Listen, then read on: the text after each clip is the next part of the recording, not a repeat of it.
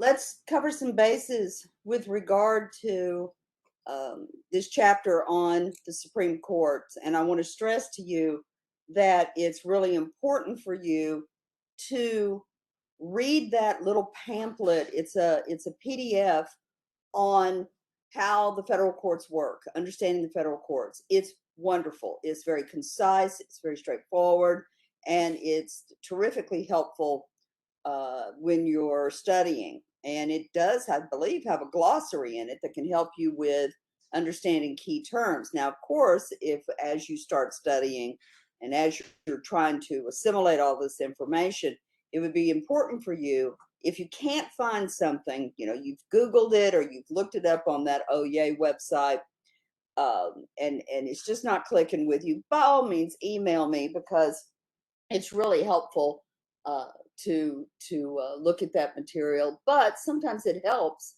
if somebody can explain it to you. Sometimes a verbal explanation is a lot better than a written one. Sometimes hearing it, is better.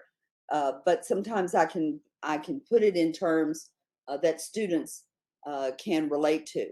So let's pick up with how cases reach the court. And you may be curious, because of this case that's in the news right now about ending reproductive rights for women.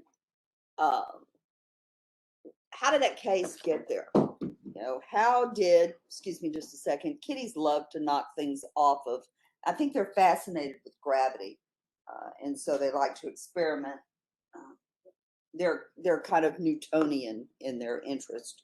At any rate, how did this case get to the court, and why this case, and what's to come out of this case? Well, what's happened is a couple of issues that are covered by this case, that the Mississippi law that is at issue with the court was really designed for this case to make it to the Supreme Court. It was an opportunity for people on the court who want to end reproductive rights. It was perfect for them. It was the perfect storm of a law that was really designed for the court to overturn Roe v. Wade and Casey versus Planned Parenthood. It was a perfect situation. What happened was the case made its way through Mississippi courts, and the Supreme Court picked the case up when it was appealed. And what I want you to get from this is, even though the Supreme Court is a trial court sometimes, today, for all practical purposes, the court is an appellate court. It functions as an appellate court, not not so much a trial court. All right, not so much a trial court, but an appellate court. So they don't have witnesses testify. It's not that kind of trial. It's an appeal. And so what that means is it has attorneys argue that case, rather than, a jury and that sort of thing. They're not really concerned with guilt or innocence, or was somebody arrested under this law, or they don't really care about that. What they're interested in when a case like this goes to the Supreme Court, what they're interested in is, were there constitutional issues at stake? Were there constitutional issues that arose in the matter? And clearly there are. And what Justice Alito said in his rough draft, and by the way, this hasn't happened yet. This is merely a rough draft. What happens is the court hears these oral arguments and they go back to their conference and they vote. folks, when they decided to take this case, they exercised what's known as the rule of four. Four members of the court said, yeah, we're interested in this issue, so we want to take this case up on appeal. And when the court takes it, they're usually taking it to rule against that lower court that last heard the case. Sometimes they'll take a case to affirm what the lower court did, but that doesn't happen very often. So this case was made for the Mississippi law to be upheld.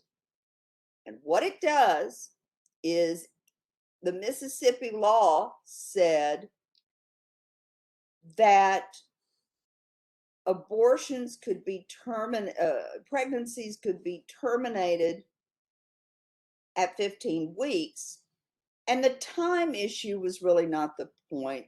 What it is that states want to set the parameters for reproductive rights. What Roe v. Wade says is that it's the first case to use trimesters in its decision. And what Roe says is in the first 12 weeks, the first trimester of pregnancy, any decision to terminate that pregnancy is between a woman and her doctor. It is a private affair. Most importantly, it is none of the government's business. Secondly, in the second trimester, what Roe says is abortion can be limited by the states unless the health of the woman or the life of the woman is at issue. Mississippi says you better figure that out within 15 weeks. So first trimester plus 3 more weeks, okay? Now, in the third trimester, it's next to impossible to get an abortion unless a woman's life is in danger.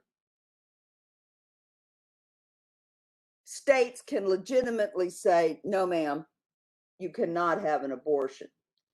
Are you near death? Is this a life and death matter for the woman? Because what the court recognizes is her rights because she exists. The law in most states is life begins at the first breath. When a fetus is delivered and is able to exist outside the womb. Other than that, that's a philosophical question. The Bible doesn't even have any consistency in that regard. Medical science says when that fetus can live outside the womb, independent of a woman, then it's a person. So a woman has the ability to control her reproductive destiny. Not according to Justice Alito. Justice Alito in this draft has said he does not find that right in the body of the Constitution, even though the Ninth Amendment says you have some rights, but we're not going to enumerate them because, frankly, we don't know what they are. That's what the Ninth Amendment says. It says people have rights, but we don't anticipate what they are because we don't know. Because now we're a bunch of dead white guys, and we didn't think about things like the telephone or cell phones, or do you need a search warrant to get into somebody's telephone?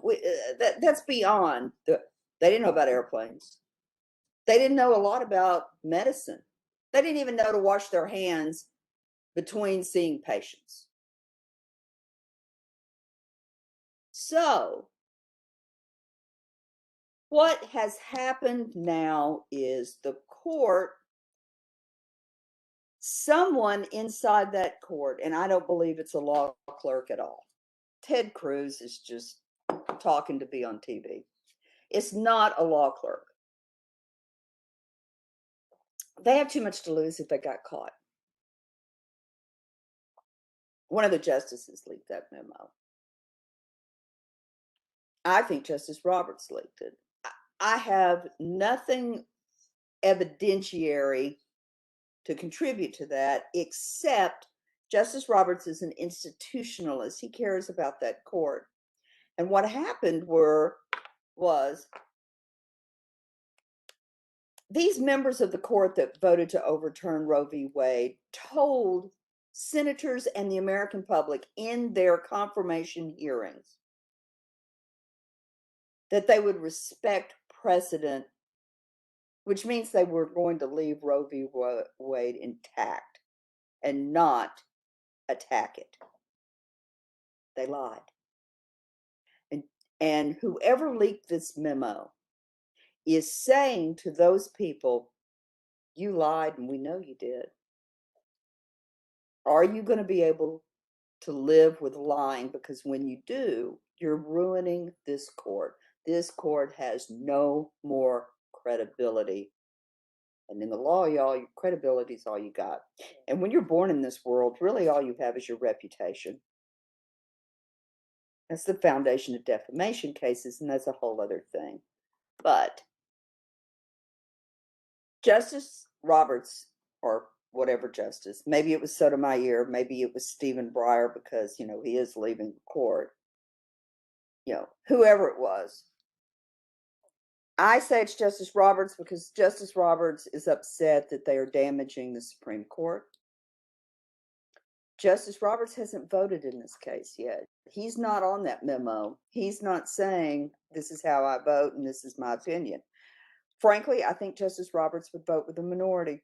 And if he can embarrass one of these people by saying to them, here, you're on TV and you lied and you're hurting my court, you're hurting the court that, if anybody cares about the court anymore, if it's not just a tool for politics,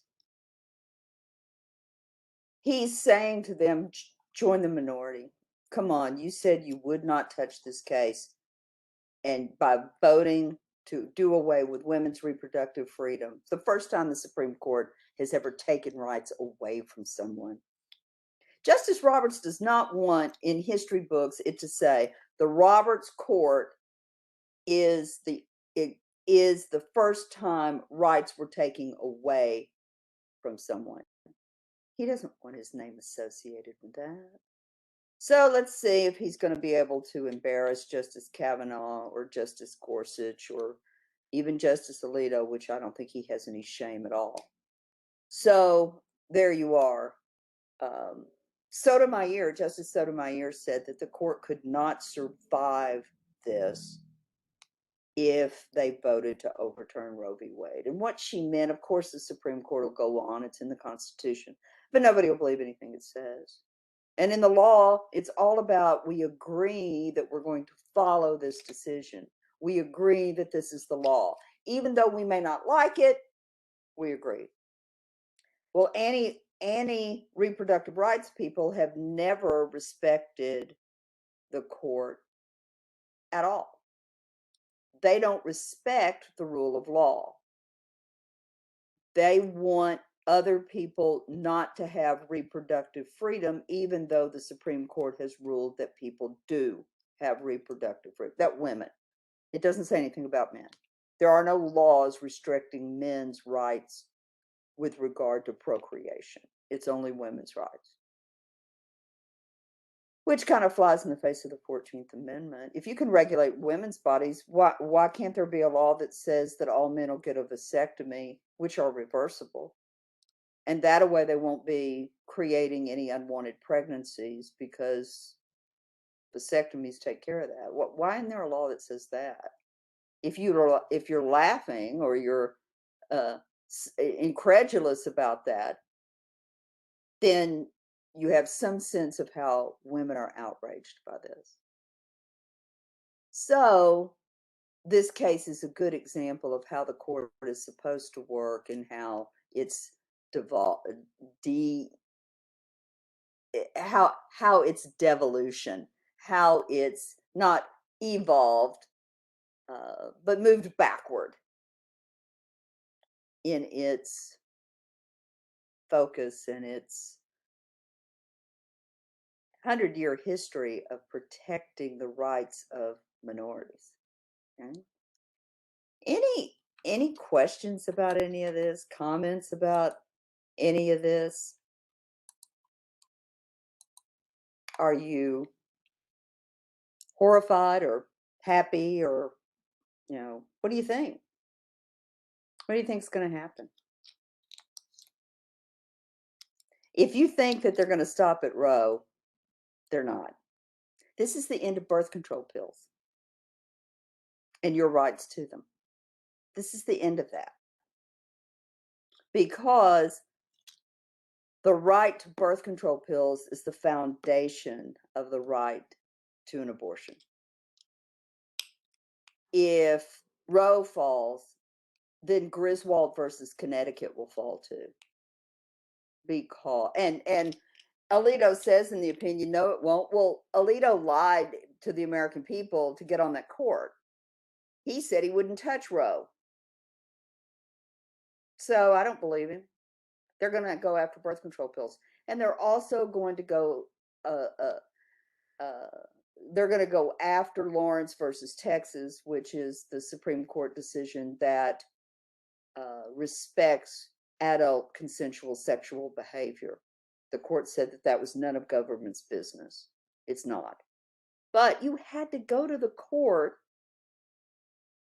to strike down anti-homosexual relations in the law. It was illegal in Houston, Texas in the year 2000 for two consenting adults of the same sex to engage in sexual intercourse. That was a crime. And the Supreme Court struck that as unconstitutional. So that's gone. Because the basis for Lawrence is the basis for Griswold, is the basis for Roe. This is all about privacy. It's all about privacy, and the word privacy doesn't appear anywhere in the Constitution. The court found the word privacy first in Griswold versus Connecticut, so of course they got to do away with that. Government is deeply interested in what you do with your body. And you have the rights the court says you have. Rights do not exist out there in the ether on their own. It takes a court of law to recognize rights. This court just took rights away.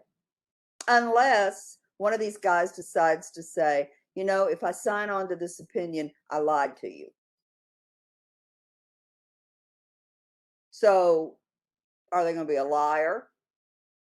Or are they going to say, I'm sorry, in the conference and signing on to this draft opinion, that makes me a hypocrite, so I better go back and do what I said I was going to do in the first place to get on the court.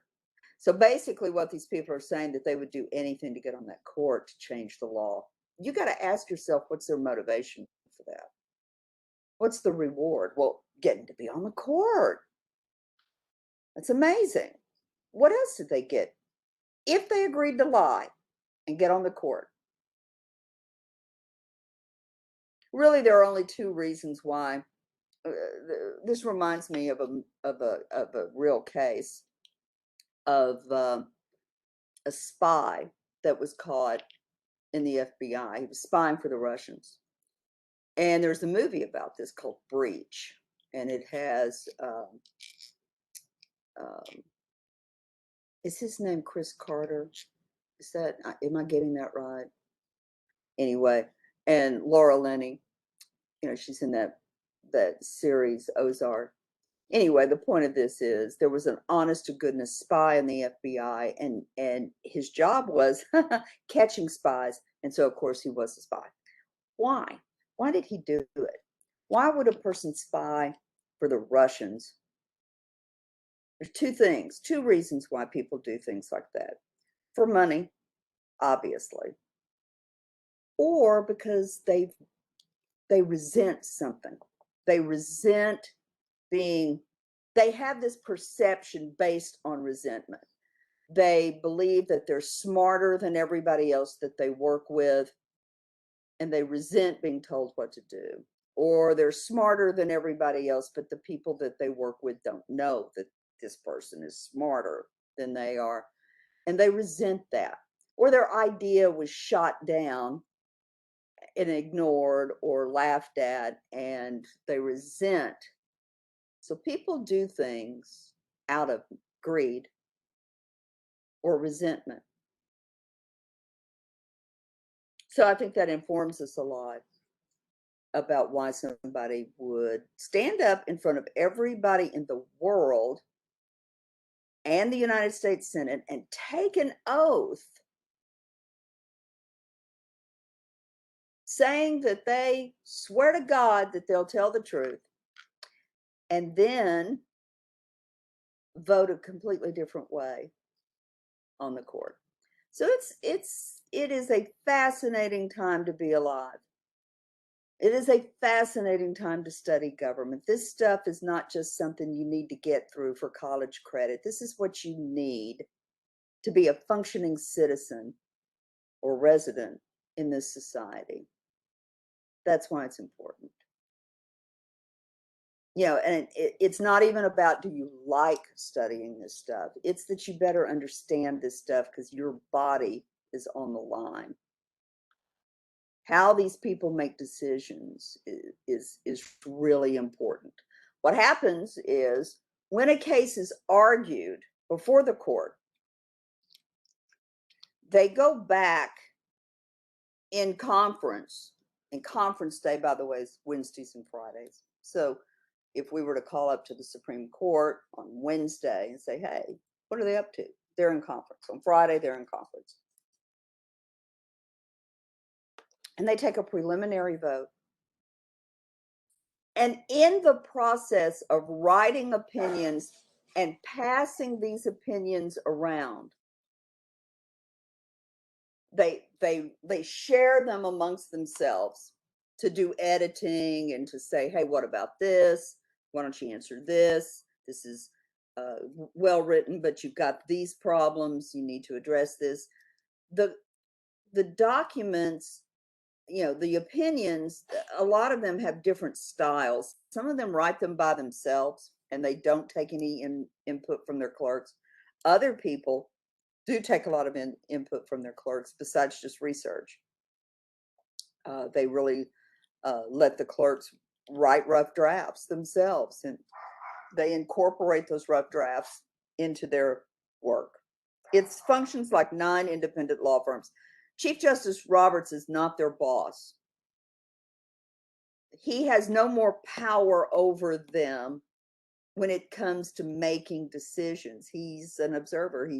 He listens, and when he is in the majority, he assigns the opinion to be written by somebody else. We don't know if he assigned this opinion to Alito or this was simply Alito's opinion that these other folks were joining, because the Chief Justice will assign the opinion when he's in the majority. When he's not in the majority, the most senior member of the court will assign the opinion. So Justice Thomas is the most senior member. He's been there the longest. He assigned this opinion if Justice Roberts was not in the majority. I'm sort of thinking that Justice Roberts was not in the majority because he does not want to overturn any case before the court that would embarrass the court.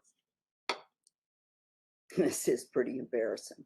This opinion is pretty embarrassing. The language in the opinion is atrocious. It's violent. It's brutal. It's bullying. It's not the grace and elegance of a Supreme Court decision.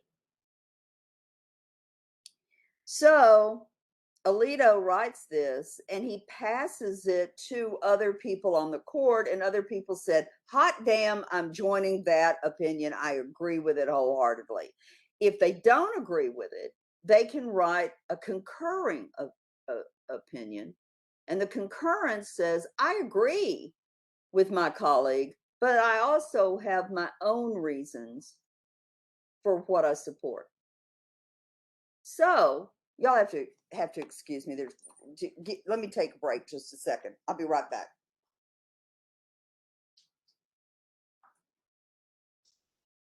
Rudy? Rudy? Come up here. Come on up here. Come on with me. Come on. Rudy, come on. Come on.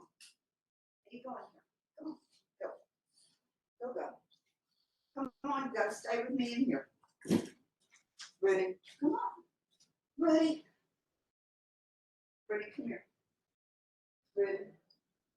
Stop.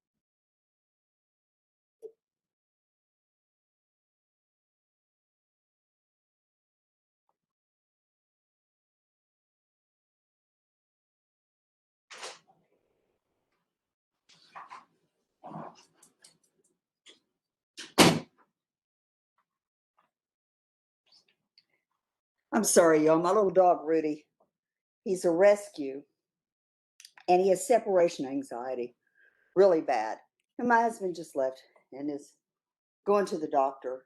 And Rudy forgot that I was up here. And he thinks he's here by himself. And he's not. So he's okay. He's going to stay in here with me. And I have these kittens. And if anybody wants a kitten, by all means, let me know. And so I have these kittens. And I don't want them to scare Rudy or upset Rudy or Rudy to fight with the kittens or anything like that. So back to the court. And so Alito may have agreed with someone else's opinion and wrote this opinion. Notice in the opinion that it does not say, oh, I agree with my colleagues or anything. This was the rough draft of the majority decision. So what this means is if nothing happens, they may clear up the punctuation and the grammatical errors, and this is the opinion of the court.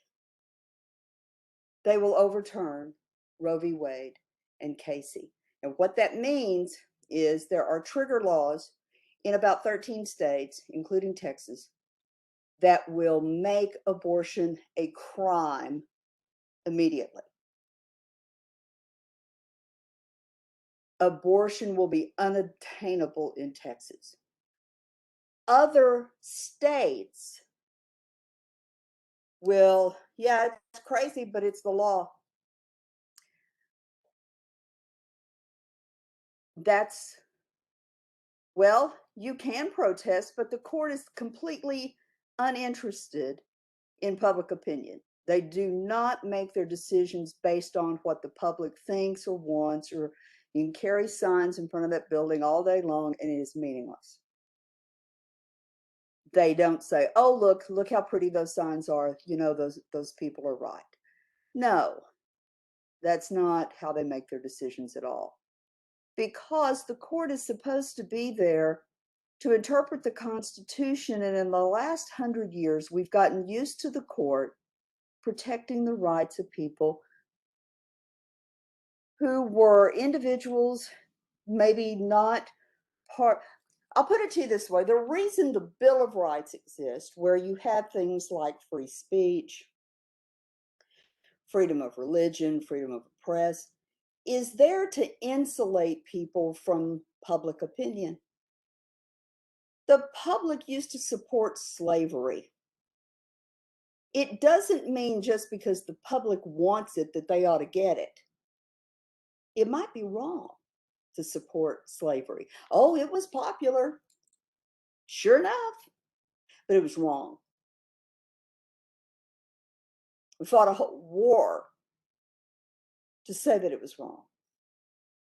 So what the court does and what the Bill of Rights does is it says, regardless of public opinion, we're going to make sure that the accused has a fair and impartial trial.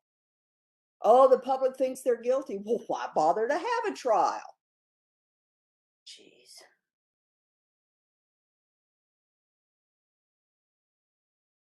We don't do things simply because lots of people like it.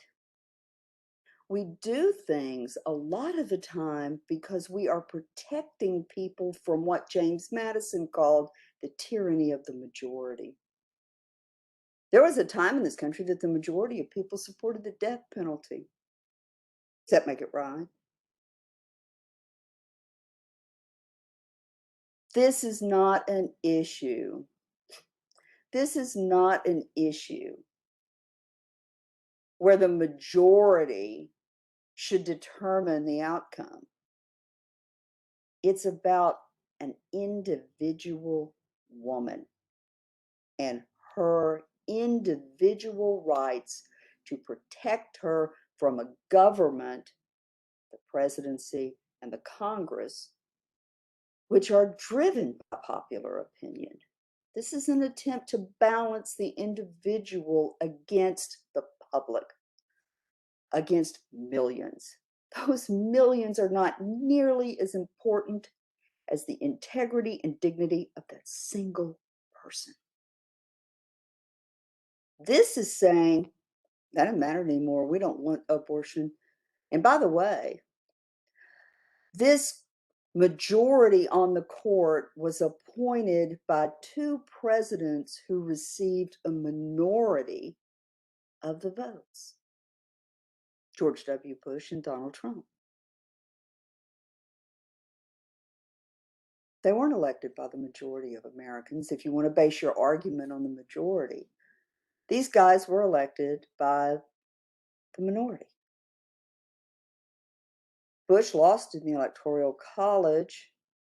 Well, strike that. Bush lost the popular vote. Al Gore won the popular vote. And W won by a single Electoral College vote.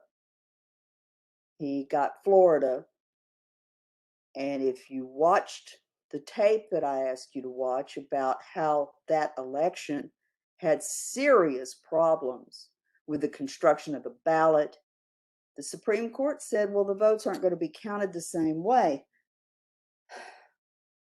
Each county counts their votes, and each county's ballots are different in their design. So majority, minority, that's just all kind of polite discussion. Roe v. Wade has been the law of the land for 50 years.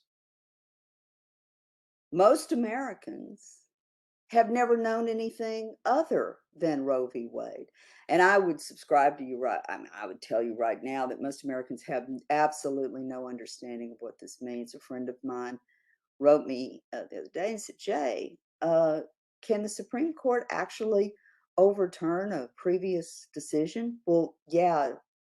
Brown versus Board of Education overturned Plessy versus Ferguson. Plessy versus Ferguson, which was the law in this country for 90 years, said that blacks and whites couldn't ride in the same railroad car. It upheld separate but equal, which is an oxymoron. You can't have separate and equal. Everybody either gets in the same car or you don't live in an equal society. Schools that Black kids went to were inferior to schools where white kids went to school, and that's just unconstitutional. It violates the Equal Protection Clause, just like this decision would. This decision says men can control their bodies, and we won't pass any laws or rule on any laws about that. But women cannot control their own bodies. The government has to do that for them. They're essentially saying that women just can't make those kinds of important decisions, that they need the government to do that for them. And what this government is saying is that you'll be pregnant and you will carry that fetus to term. There's no exception for rape. There's no exception for incest. So 12-year-old girls who've been impregnated by an uncle or a cousin or their father or their stepfather has to carry that fetus to term. 12 years old. She's not old enough to adopt, but she can carry a fetus to term. She has to be pregnant according to this government, if this opinion becomes the law of the land. And the court doesn't give a damn about that. They're going to have their way, and their way is no woman has reproductive rights. And they will go after birth control pills because the reasoning is the same. So those birth control pills that girls take to help clear up their skin, So again, crazy, and I don't think people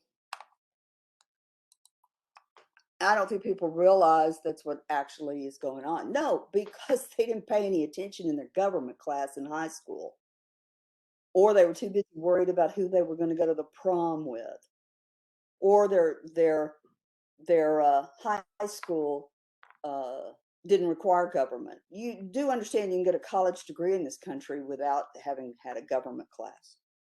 You can go to law school and have absolutely no idea how the government works. They don't teach that in law school. They teach that in government class.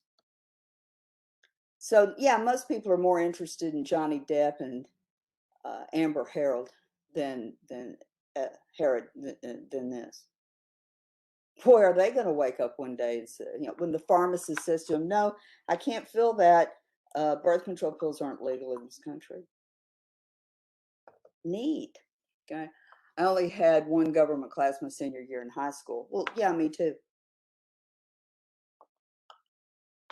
And it was my history class was really good, and my government class was pretty good. But it wasn't until I was a freshman in college that I realized that I was going to teach government for the rest of my life. Because that's where the action's at. Okay, that's where the fun stuff happens in government.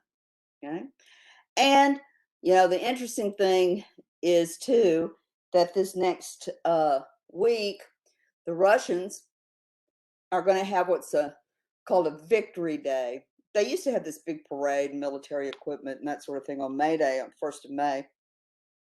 But now it's called Victory Day. That was so associated with communism, and they don't want to be associated with that anymore, but totalitarianism is okay with them.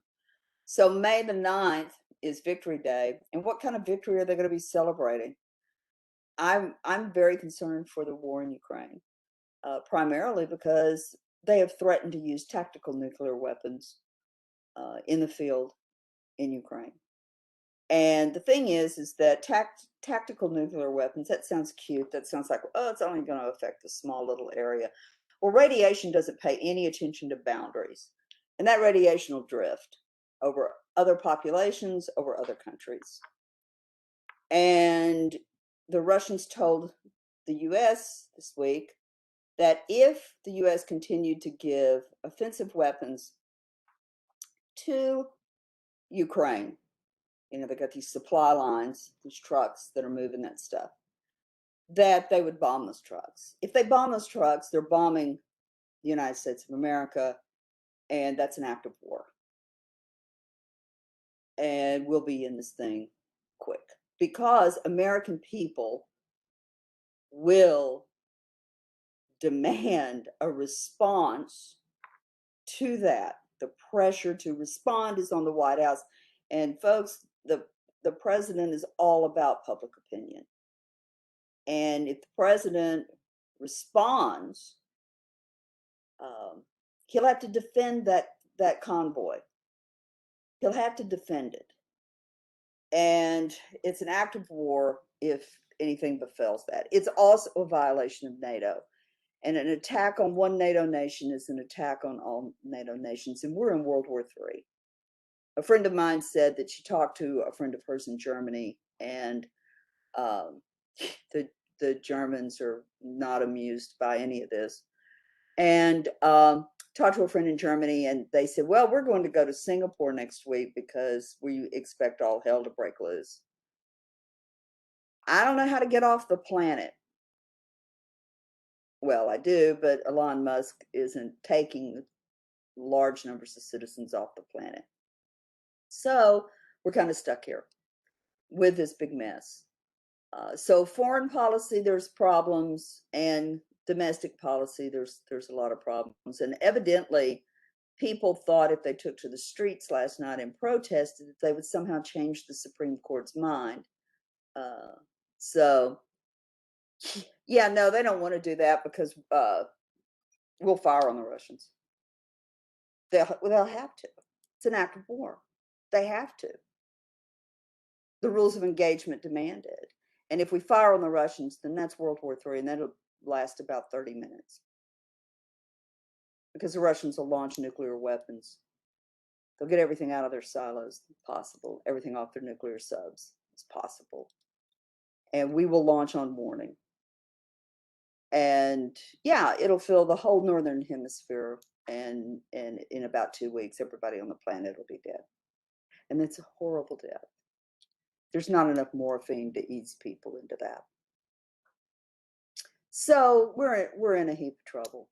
And, you know, the Ukrainian government has done a fascinating public relations job on the American people, upsetting people every night on the news about how they need help to defeat the Russians. Well, you can't defeat the Russians. The only people that can defeat the Russians are us. The Russians know that. They do. They know that. But, you know, they're going to stick their thumb in our eye and theirs to try to prove a point that they're superior to the Ukrainians, which we are superior militarily, governmentally to the Ukrainians. And we already know that. And by the way, speaking of superiority, a lot of this decision on abortion is based deeply in voters choosing Trump, who appealed a great deal to white supremacy, which, of course, the Russians are real into white supremacy too. That's a huge support base for Putin. So this is there are all kinds of underlying problems about this. That it's not just about Ukraine. It's not, but Putin is going to move on from Ukraine into Moldova and Georgia and Belarus. He's going to try to put the band back together. He's going to try to put the Soviet Union back together. That's his goal, is to do that, to unite all Russian-speaking people. That sounds vaguely familiar. Hitler wanted to reunite all German-speaking people. That's how the war in Europe started. So it's a wonderful, fascinating time to be alive. And, you know, that Chinese curse, may you live in interesting times.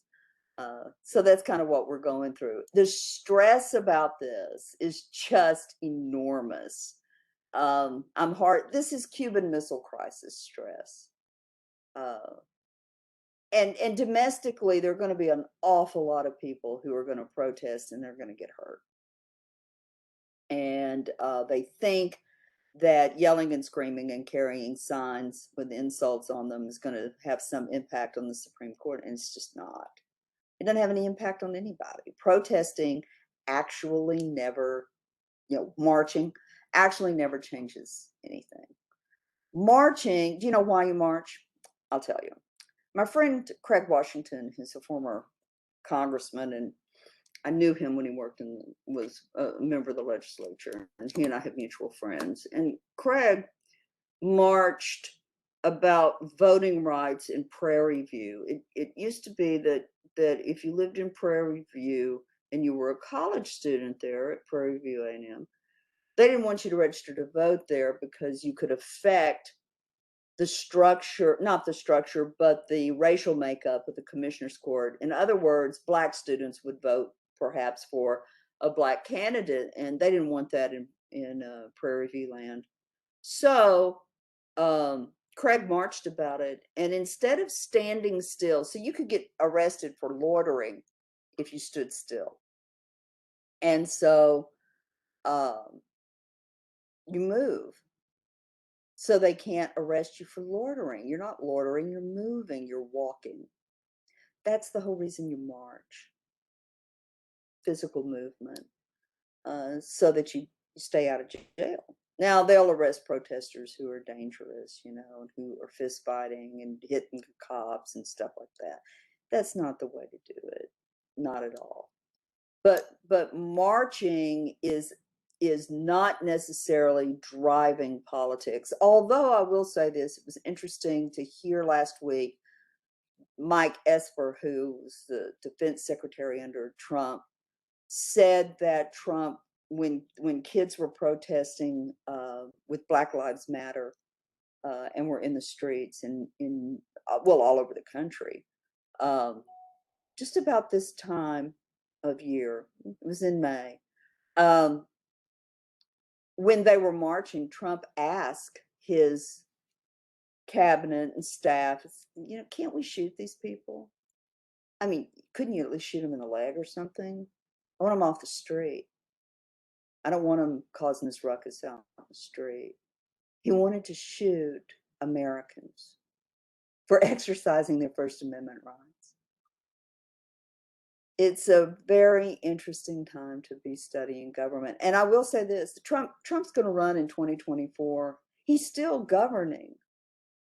This is his Supreme Court. He named more people on the court than anyone else. W or Obama. Obama didn't get to put Merrick Garland on the court. That's what he wanted to do.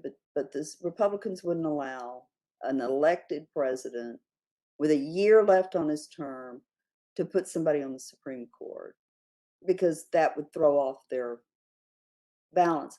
People who are against abortion and reproductive rights vote Republican. They have since Reagan. There was a time when the evangelical Christians voted Democratic, particularly in the South, of course. But that changed with Reagan, and that was their focus, was to take away reproductive rights. Evangelical Christians don't support birth control, which is interesting because they're usually Protestants. And if you wanted to look at the makeup religiously of the members of the court, the people who are voting against abortion are Catholic, and we know that part of their faith is not to practice birth control. And the whole controversy about Catholics holding public office, Joe Biden's Catholic. He's the second Catholic president. The first was John Kennedy. And John Kennedy was almost not elected because of his Catholicism. And it's interesting, abortion was not legal in the United States when John Kennedy was president. Women who were seeking abortions had to go to European countries. And it meant if they were public people and did that and people found out about it, that it would cost them their way of life. There was a woman on television on a program called Romper Room. Romper Room was on when I was a kid. And the host of Romper Room went to Europe and had an abortion. And of course, they fired her and that sort of thing. It's interesting now that corporations know that the American public will change loyalties if companies don't take a popular political view. And so Apple and Levi's and other corporations have said that they would give female workers time off for an abortion because they would have to travel to states where abortion was permissible, which might be outside of corporate headquarters or corporate factories. If there are factories in the South, you will not be able to get an abortion in the South.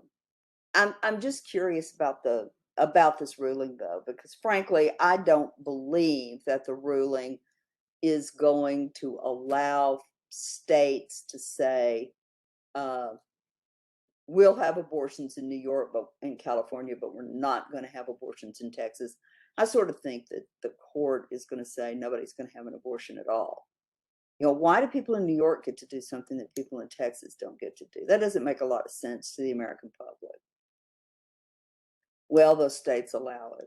But my preacher told me that abortion was murder, so why do New Yorkers get to murder babies? See, that's so awkward.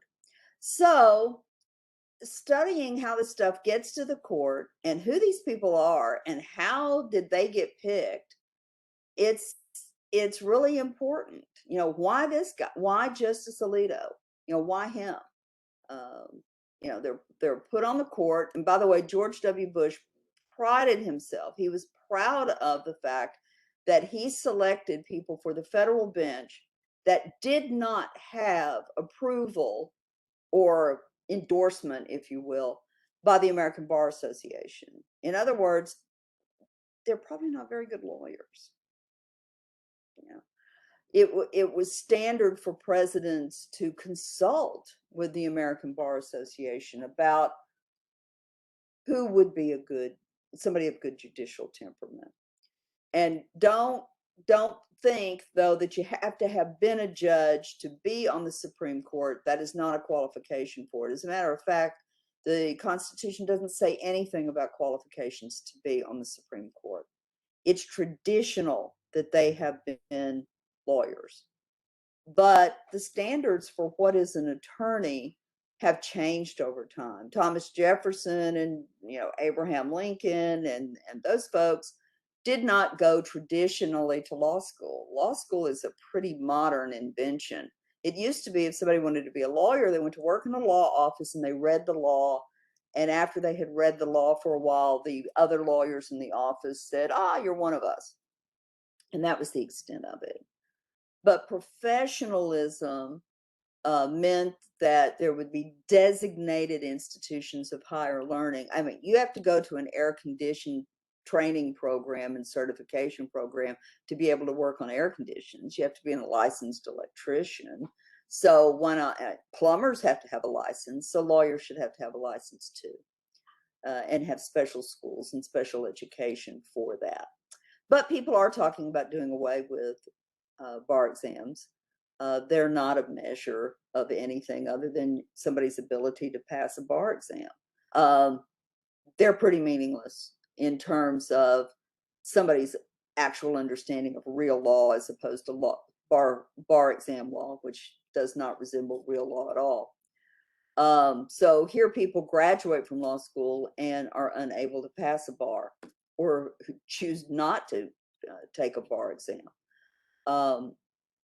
It's not necessarily a measure. Law professors are not required to have law licenses in the states where they teach. That's how, they don't regard the bar exam as a measure of their grasp of the law. They're not required to have a law license. Friends of mine who are law professors never took a bar exam. They couldn't probate a will. They have absolutely no idea how to do any of that.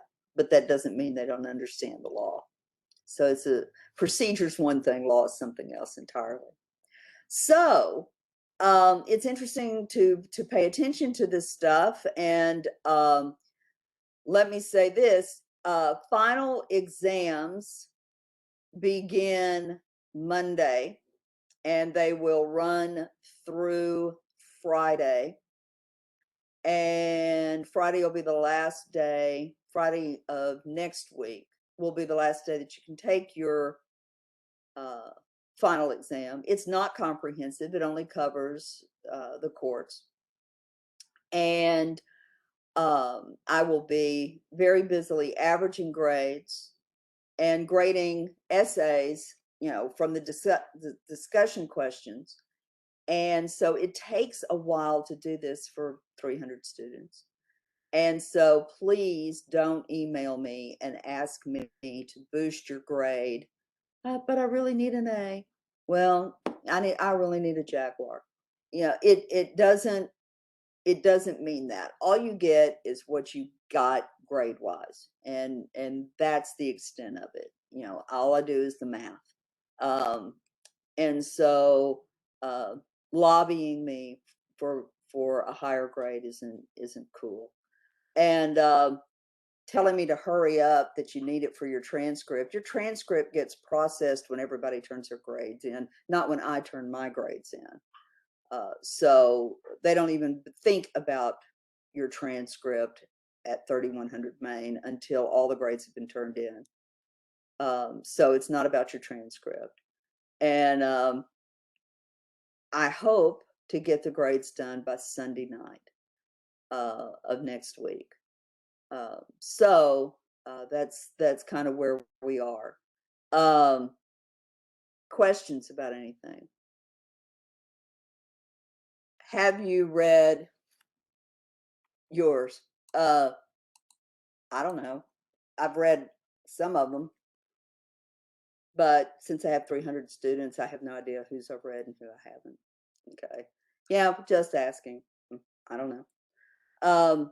So any other questions or comments, academic matters, something about the court or the law that you have a question about, or some term that you're not familiar with that you need to know about? All right, let's quit. And it was fun, and I had a good time, and I hope you did too. Hope you got something out of it. And it certainly was my goal for you to develop a sense of responsibility about being aware of public affairs. So we will meet again in video land, perhaps. Talk to y'all later. Thank you. Thank you for your kind attention. Thank you for coming to class. And thank you for your input. Y'all have a good final exam period. Don't do anything crazy. Stay home and study. Okay. Don't be running up and down the street. You're distracted. You're stressed. You haven't slept. You're not eating right. I have to do my mother's speech now. Do those things and it'll help you a great deal. But don't stress out. Everything's going to be okay. By the way, if you need to take any other test, I'm going to open all the tests during finals because some of y'all had COVID, some of y'all have had deaths in the family, that kind of stuff. So by all means, oh, and by the way, 15 million more people died of COVID than was reported worldwide. So the World Health Organization out of the United Nations reported that today. COVID's still with us. It's going to be a bad summer for COVID. Strains of it have already left South Africa, and they're reporting serious COVID outbreak, and so it'll be here soon. Wear a mask, get vaccinated. Okay. All right. Talk to y'all later. Thank you very much.